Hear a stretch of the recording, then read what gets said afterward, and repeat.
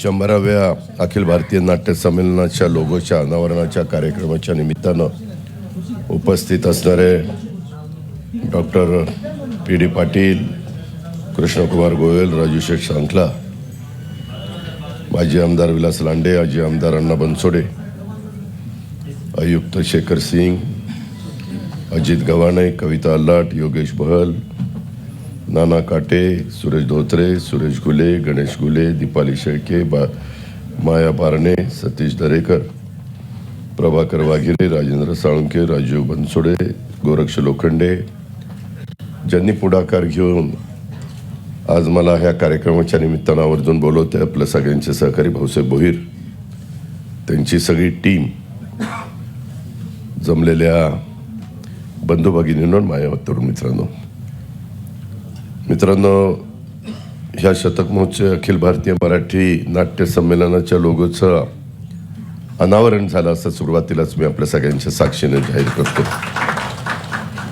या निमित्तानं रंगदेवतेची सेवा करणाऱ्या आणि रसिकांचं मनोरंजन करणारे जे जे नाट्य निर्माते आहेत, दिग्दर्शक आहेत, कलावंत आहेत, बॅकस्टेजचे कलाकार आहेत, त्यांचंही मी मनापासून अभिनंदन करतो. कारण ह्या सगळ्या परंपरेला फार मोठा इतिहास आहे.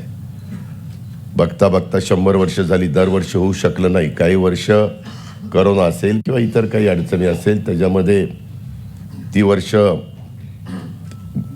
त्याच्यामध्ये धरता आलेली नाही आहेत, नाही तर मागच 100 वर्ष झाली असती. आज तसं बघितलं तर नाताळचा सण आहे. मी सगळ्या माझ्या बांधवांना, विशेषतः ख्रिस्ती बांधवांना मेरी ख्रिसमस अशा प्रकारच्या शुभेच्छा देतो. त्याच्याबरोबर नवीन वर्ष 6 दिवसांनी इंग्रजी वर्ष सुरू होणारे जानेवारी महिना, हे नवीन वर्ष आपल्याला सगळ्यांना सुखाचं, समृद्धीचा, आनंदाचा, भरभराटीचा जावं अशा प्रकारच्या शुभेच्छाही देतो. परमेश्वरांनी प्रार्थना देखील करतो. आजच्या दिवसाला दुसरं एक अजून महत्त्व आहे. आज माजी पंतप्रधान अटल बिहारी वाजपेयी साहेब यांची जयंती आहे. मी त्यांच्याही जयंतीच्या निमित्तानं त्यांना विनम्र अशा प्रकारचं अभिवादन करतो. आज ह्या सगळ्या कार्यक्रमाचं निमित्त साधून नाना काटेंनी पण सांगितलं होतं, सत्यशोधक म्हणून जो आता मराठी चित्रपट तयार करण्यात आलेला आहे आणि त्या काळामध्ये महात्मा फुल्यांनी कशा पद्धतीनं समाजाला दिशा देण्याचं काम केलं, सर्व जाती धर्माला बरोबर घेऊन जाण्याचा प्रयत्न केला. युगपुरुष छत्रपती शिवाजी महाराजांचा जी दृष्टी होती, जी भूमिका होती, त्याच भूमिकेतनं पुढं आपल्या परिसराला नेण्याचा त्यांनी प्रयत्न केला. खूप अडचणी आल्यात.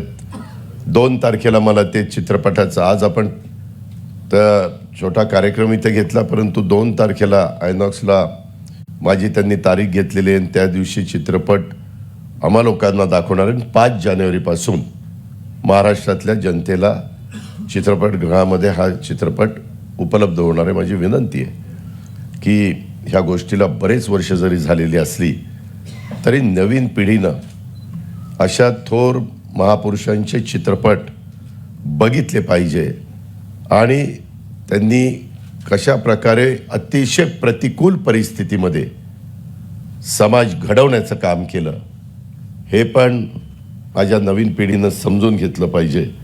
अशा प्रकारची अपेक्षा मी ह्या निमित्तानं व्यक्त करतो.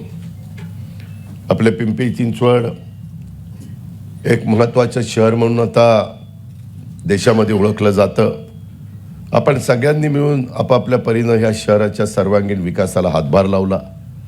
त्याच्यामध्ये अनेक लोकप्रतिनिधी असतील, अनेक वेगवेगळ्या क्षेत्रातले नामवंत असतील आणि ह्या सगळ्यांच्याच हातभारामुळे इथल्या कष्टकरी समाज असेल, इथं उद्योगनगरीमध्ये काम करणारा माझा कामगार वर्ग असेल, ह्या सगळ्यांच्या प्रयत्नातनं इथपर्यंत आपण पोचलेलो आहे.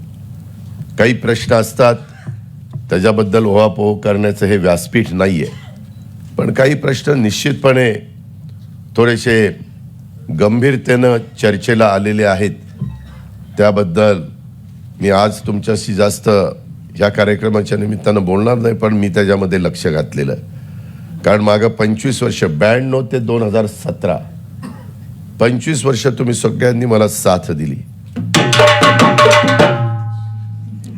तू नको साथ देऊ, तू ग बस. त्याच्यामध्ये ही साथ देत असताना समाजातल्या अनेक घटकाला आपण महापौर बनवलं, उपमहापौर बनवलं, स्टँडिंग कमिटीचं चेअरमन बनवलं, PCMTचं चेअरमन बनवलं, सभागृह नेते बनवलं. अनेकांना हा मिनी भारत म्हणून ओळखला जाणारा सगळा परिसर, त्याच्यामध्ये वेगवेगळ्या समाजाला, मग गावले असतील, गावाच्या बाहेरच्या लोक आलेले असतील कामाधंद्याच्या, नोकरीच्या, व्यवसायाच्या निमित्तानं, ह्याच्यातून आपण ह्या शहराचा चेहरामोहरा बदलला. इथं तर PD पाटील आहेत, त्यांनी पण शिक्षणाच्या निमित्तानं खूप चांगल्या प्रकारे विद्यार्थिनींना एक शिक्षणाची दालनं उघडण्याचं काम केलं. इतरांनी पण केलं. इथं कृष्णकुमार गोयल आहेत, त्यांनी देखील, राजश्री चांकला आणि ह्या सगळ्यांनी आपापल्यापर्यंत कन्स्ट्रक्शन लाईन असेल, बाकीच्या सगळ्या गोष्टी असतील, त्या करण्याचा प्रयत्न केला आहे. आता ह्या सगळ्या गोष्टी होत असताना मी नेहमी म्हणतो की नुसता एकतर्फी विकास होऊन चालत नाही. विकास एखाद्या भागाचा, एखाद्या शहराचा होत असताना साहित्य, कला, संस्कृती ह्यालाही वेगळं, आगळं, अनन्यसाधारण अशा प्रकारचं महत्त्व आहे.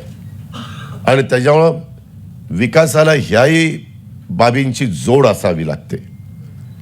आणि त्याच्यामुळंच आज पुण्याला एक महत्त्व प्राप्त झालेले विद्येचं माहेरघर, तशा प्रकारे सांस्कृतिक राजधानी म्हणून देखील पुण्याची ओळख आहे.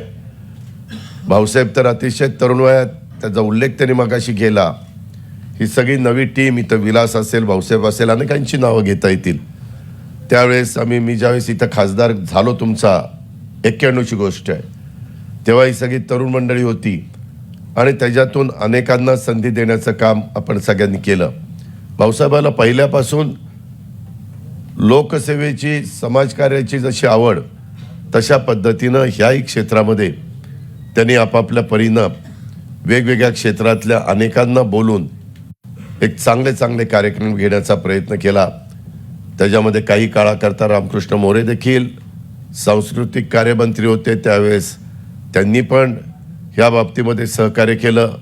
मी तर अनेकदा तुमच्या जिल्ह्याचा पालकमंत्री म्हणून काम केलेलं आहे. अनेकदा तुमच्या सगळ्यांच्यामुळं मला 5-5 वेळेला उपमुख्यमंत्री म्हणून काम करण्याची संधी मिळाली.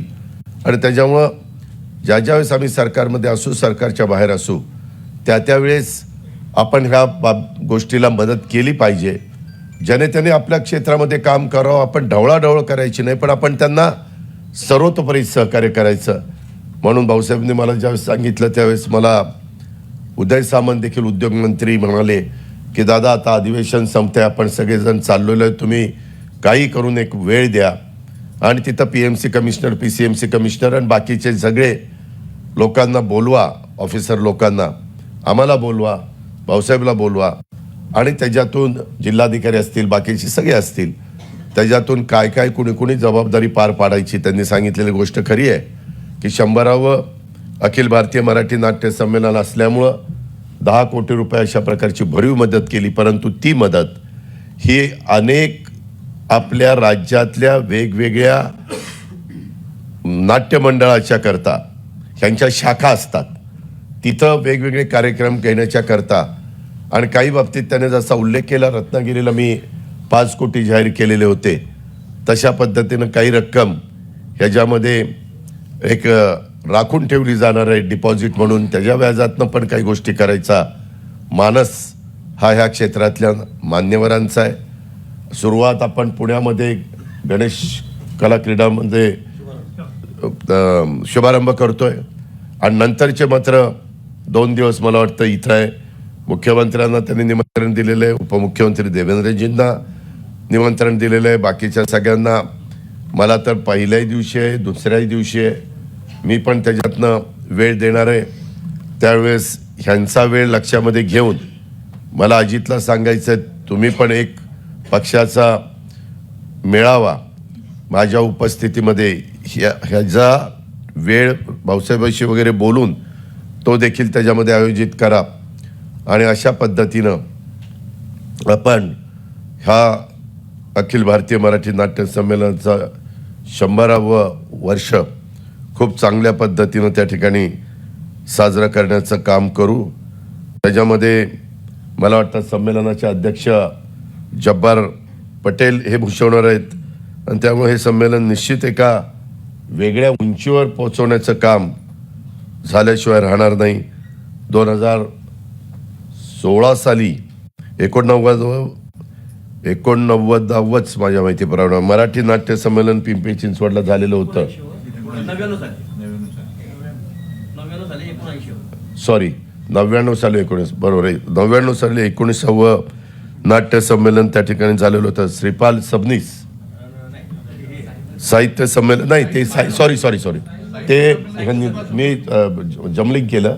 मी आत्ताच पिढींशी ते बोलत होतो. पिढींनी त्याच्यामध्ये खूप चांगला पुढाकार घेतलेला होता आणि 1986 साली 89वं मराठी साहित्य संमेलन पिंपरी चिंचवडला झालेलं होतं.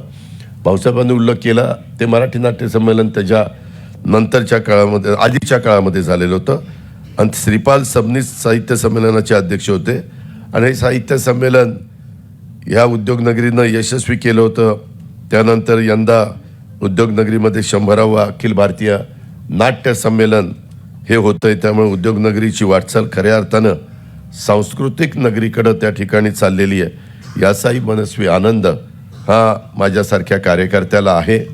मी शेखर सिंग तुम्हाला तिथंच सांगितलेलं आहे. आता काही सध्या लोकप्रतिनिधी लोकांनी निवडून दिलेले तिथं महापौर उपमहापौर स्टँडिंग कमिटी चेअरमन कोणी पदाधिकारी नसल्यामुळं संपूर्ण तुमच्या हातामध्ये इथली सूत्र आहेत. त्याच्यामुळे ह्याच्यामध्ये गरज असेल तिथं पूर्ण ताकदीनं पिंपरी चिंचवड महानगरपालिका ही त्याच्यामध्ये उतरली पाहिजे. मला परवाच्या मीटिंगमध्ये असंच ह्याच्यात काही अजून पैसे कमी पडतात मी पुणे जिल्हा नियोजन समितीच्या माध्यमातून देखील ताबडतोब त्यांना जे काही रक्कम लागते ती देण्याचा सूचना दिलेल्या आहेत. त्याचंही काम चाललेलं आहे कारण मीच तिथं पालकमंत्री म्हणून काम करतोय. त्याच्यामध्ये आपल्या मराठी नाटकाचा इतिहास हा फार मोठा आहे.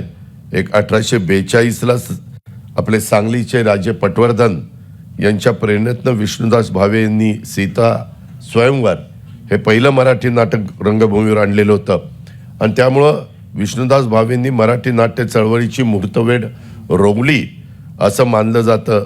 त्या अर्थानं बघितलं तर मराठी नाट्य चळवळीला तब्बल 250 वर्षाचा इतिहास. 1842 जर आपण साल घेतलं तर तो इतिहास आहे. मात्र मराठी नाटकाच्या इतिहासात आपण डोकवलं तर हा इतिहास आपल्याला थेट तंजावरला स्वराज्य संकल्पक शहाजीराजेंच्या दरबारामध्ये घेऊन जातो. इसवी सन 1650च्या कालखंडामध्ये लक्ष्मी नारायण कल्याणम सारख्या 5-25 मराठी नाटकांच्या नोंदी तंजावरच्या संस्थानात आज देखील सापडतात. त्यामुळं मराठी नाटकाचा इतिहास तसा विचार केला तर साधारण 400 वर्ष जुना आहे असं म्हटलं तर वावगं होणार नाही. आपल्या मराठी माणसाचं नाटक हे वेड आहे. म्हणजे मागे तर आम्हाला आठवतंय सर्रास वेगवेगळ्या प्रकारची नाटकं चालायची. त्यावेळेस सोशल मीडिया नव्हता, त्यावेळेस चॅनल वेगवेगळे नव्हते आणि त्याच्यामुळं लोकांना तसं बघितलं तर करमणुकीचे कार्यक्रम ग्रामीण भागामध्ये ज्या गावची जत्रा असली तर तमाशे यायचे तेव्हा तिथं तमाशे चालायचे. इकडच्या भागामध्ये अशा प्रकारची शहरी भागामध्ये चांगली नाटक त्या ठिकाणी व्हायचे. अशा पद्धतीनं मला माहितीच नाही. मी सांगायचो आमदार निधीतनं मदत करणार आहोत पण अजून कुणाचंच पत्र नाही आणि ते जाहीर केलं आणि पत्र नाही आलं तर भाऊसाहेब म्हणेल तुम्ही जाहीर केलं आता द्या तुम्हीच. मी इंदलकरलाही फोन केला आत्ताच विकासने लावून दिला. अण्णांनी पत्र दिलंय की बाबा आम्ही आमदार निधीतनं पण काही जण मदत करणार आहोत. 10 लाख रुपये आमदार निधीतनं मदत होऊ शकते. जे आमदार खरोखरीच मदत करून त्यांचे पैसे इथं जमा होणार आहेत अशा आमदारांना धन्यवाद, आभार आणि सांगून पैसे जमा झाले नाही तर धन्यवाद दिलेले माघार. मित्रांनो, गमतीचा भाग जाऊ द्या, परंतु सहसा मी नियोजन मंत्री पद माझ्याकडे असल्यामुळं मी यांचा आमदार निधी 5 कोटी रुपये केला आणि त्याच्यातून जर आमदारांनी ठरवलं क्रीडा स्पर्धेला काही रक्कम द्यायची किंवा काही अशा प्रकारच्या साहित्य संमेलन, नाट्य संमेलन अशा कार्यक्रमाला जर मदत करायची तर साधारण प्रत्येक आमदाराला 10-10 लाख रुपये पत्र देऊन कलेक्टरला सांगता येतं आणि तशा पद्धतीची मदत त्या स्पर्धा पार पाडण्याच्या करता, अशा प्रकारची नाट्य संमेलन पार पाडण्याच्या करता निश्चितपणे होत असते. मी आत्ता तुम्हाला म्हणत होतो की मराठी माणूस आणि त्याचं नाटक वेड हे आपल्या सर्वांना माहिती आहे. नाटक हे मराठी माणसाचं पहिलं प्रेम आहे, त्याबाबत तो कधी त्यात तडजोड करत नाही. अशा प्रकारचे साधारण पूर्वीची आपल्याला माहिती आहे किंवा आपल्याला त्याच्या संदर्भातला अनुभव देखील आहे. त्यामुळं नाट्य चळवळ अजून देखील जिवंत आहे. आम्ही तर साधारण प्रत्येक शहरामध्ये एक थिएटर चांगल्या पद्धतीनं असावं अशा प्रकारचा प्रयत्न चाललेला आहे. बऱ्याच तालुक्याच्या ठिकाणी आपण केलेली आहेत. मी पुण्यामध्ये देखील मोठ्या प्रमाणावर अशा प्रकारची वेगवेगळी नाट्यगृह झालेली आहेत.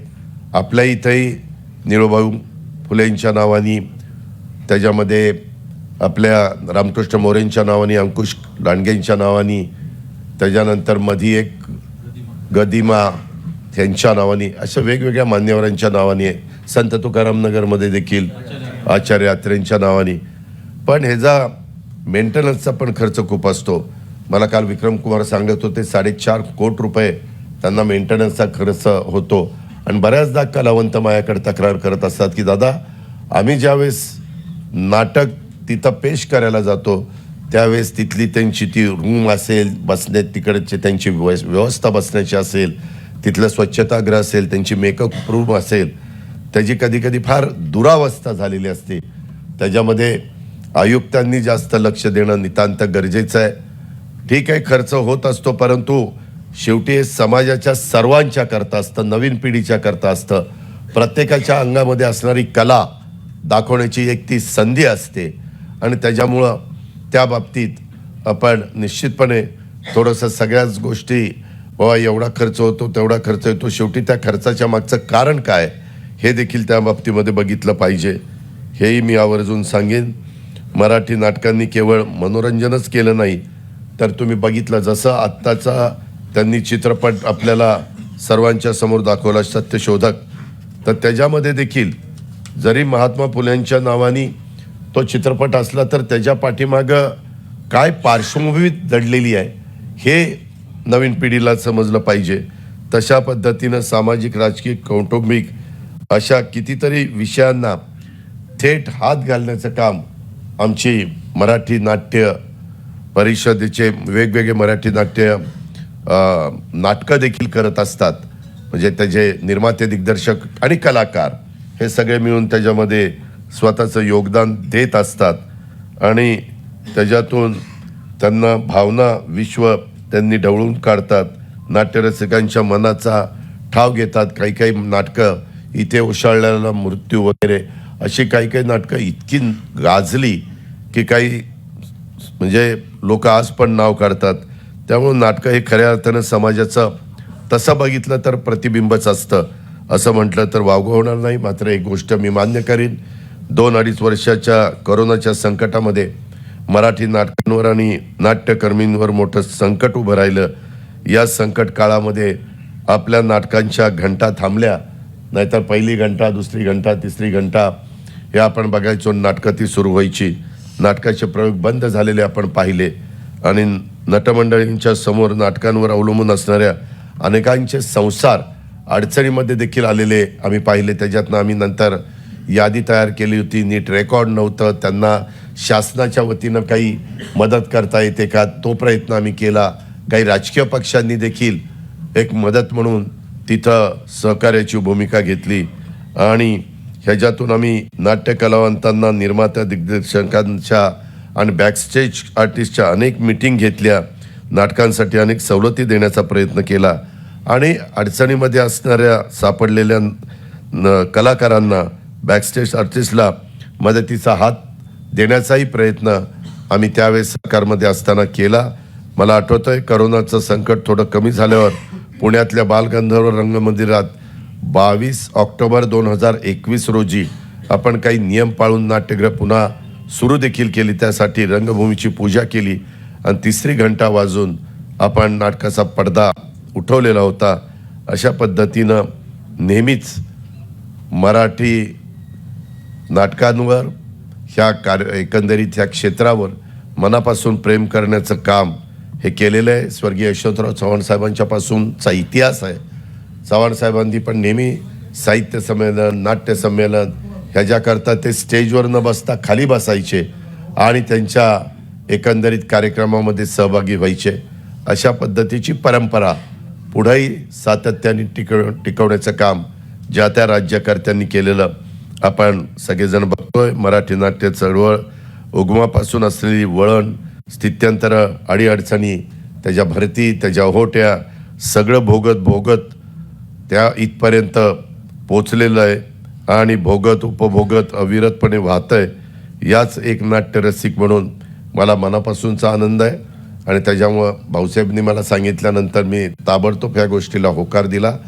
मला पोलीस खात्यालाही आवर्जून सांगायचं आहे, तुम्ही पण त्याच्यामध्ये तुमची जबाबदारी चांगली पाडा आणि अशा कार्यक्रमाला PD आणि बाकीचे सगळे सहकारी नेहमीच मनापासून मदत त्या ठिकाणी करत असतात. थोडंसं बोलता भाऊसाहेब बोलून गेला की किती पैसे पाहिजे ते सांगा, कधी पैसे पाठवू. पैसे कुणी देत नाही, चेक देतात किंवा RTGS देतात. नाहीतर कुणी ऐकलं की पुन्हा इन्कम टॅक्सचे पाहुणे त्यांच्या घरी यायचे. चाललंय मित्रांनो, गमतीचा भाग जाऊ द्या, परंतु एकंदरीतच मला मनापासून समाधान आहे की भाऊसाहेबनी हे इथं कार्यक्रम घेतलेला आहे आणि जब्बार पटेल तसे बघितलं तर थकलेले आहेत, परंतु ते देखील त्यांनी खूप वेगवेगळ्या प्रकारे चित्रपट काढलेले आपल्याला सगळ्यांना माहिती आहे. सामना असेल, सिंहासन असेल, उंबरठा असेल, एक होता विदूषक, डॉक्टर बाबासाहेब आंबेडकर, मुक्ता, जैत रे जैत, मुसाफिर, पथिक असे खूप चांगले चित्रपट त्यांनी दिग्दर्शित केलेले आहेत. आणि त्याच्यामुळे जब्बारबाई पटेलांच्या अध्यक्षतेखाली 100वा अखिल भारतीय नाट्य संमेलन निश्चितपणे एका वेगळ्या उंचीवर जाईल या माझ्या मनात तिळमात्र शंका नाही. त्याच्यामध्ये ह्या नाटक क्षेत्रातल्या मान्यवरांनी नाटक चांगल्या पद्धतीनं करत राहावं. आम्हाला राजकारण आमच्यासाठी ठेवा, नाटकं तुम्ही करा असं की म्हटलं तरी काही हरकत नाही, परंतु प्रत्येक राजकारणी हा चांगला नट असावा लागतो असं म्हटलं जातं. त्यामुळं आम्हा राजकारणातल्यांना सुद्धा अनेक कसलेले नटसम्राट आहेत, हे नाटकवाल्यांना सुद्धा मागं टाकतील असं नाट्य हे सार्वजनिक जीवनातील बेमालूनपणे रंगवत असतात आणि वठवत असतात. ह्याचा अनुभव तुम्ही अनेक वर्ष घेताय. कुणाच्या बाबतीत घेताय, कसा घेताय, काय घेताय त्याच्या खोलात जास्त जात नाही, पण एकंदरीत आपल्याला ही सगळी गोष्ट माहिती आहे. मी पुन्हा आपल्या पिंपरी चिंचवड ह्या महानगरपालिकेत, ह्या शहरामध्ये, ह्या उद्योगनगरीमध्ये होऊ घातलेल्या शतक महोत्सव अखिल भारतीय नाट्य संमेलन आपण सर्वांनी यशस्वी करून दाखवूया. मी पुन्हा एकदा नाट्य निर्माते, दिग्दर्शक, कलाकार, बॅकस्टेज कलाकार यांचं अभिनंदन करतो. आज जो लोगोचं अनावरण केलेलं आहे त्याच्यात पत्रकार मित्रांना, इलेक्ट्रॉनिक आणि प्रिंट मीडियाला पण विनंती करतो की आपण पण आपापल्या परीनं हा संपूर्ण अखिल भारतीय मराठी नाट्य संमेलनाचा 100वा हा कार्यक्रम पार पाडत असताना तुमचंही सहकार्य त्यामध्ये मनापासून मिळावं आणि आपण पण त्याला प्रतिसाद द्यावा अशा प्रकारची त्यांना विनंती करतो. आपल्या सगळ्यांना धन्यवाद देतो आणि माझे 2 शब्द संपवतो. जय हिंद, जय महाराष्ट्र. देश विदेशातील प्रत्येक घडामोडींचे लाईव्ह अपडेट मिळवण्यासाठी आता साम टीव्हीच्या सर्व सोशल मीडिया प्लॅटफॉर्मला लाईक, फॉलो आणि सबस्क्राईब करा. तसंच सर्व नोटिफिकेशनसाठी बेल आयकॉन प्रेस करायला विसरू नका.